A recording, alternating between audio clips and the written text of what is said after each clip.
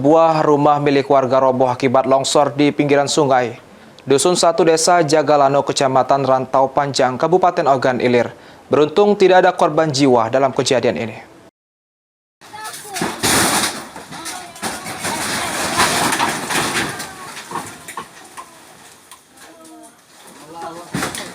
La ilaha illallah.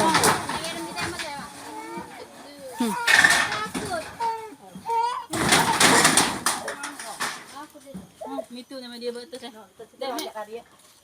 Agak disantuk ke tanah. Santuk ke tanah.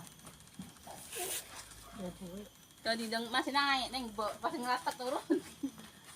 Tawang ya.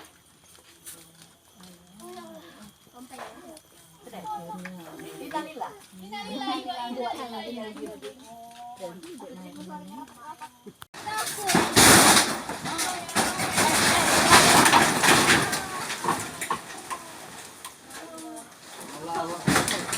La ilaha illallah.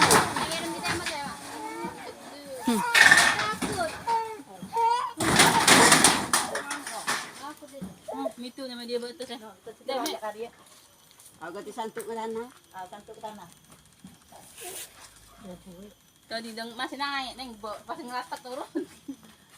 Tawang ya. Inilah video amatir warga saat satu rumah terbuat dari kayu roboh akibat longsor tanah di pinggiran Sungai Ogan. Kepala BPBD Kabupaten Ogan Ilir Edi Rahmat saat dikonfirmasi membenarkan kejadian tersebut. Menurut Edi, rumah tersebut dihuni satu kepala keluarga, yakni Usman dan Mariati. Terletak di Dusun 1 Desa Jagalano, Kecamatan Rantau Panjang, Kabupaten Ogan Ilir.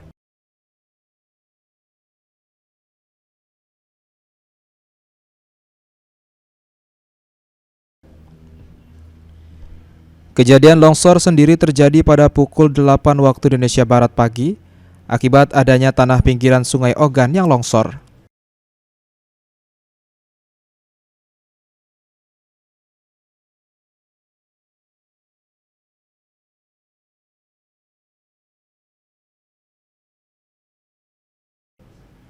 Dengan kejadian ini, penghuni rumah Usman dan Mariati telah dievakuasi di rumah saudaranya.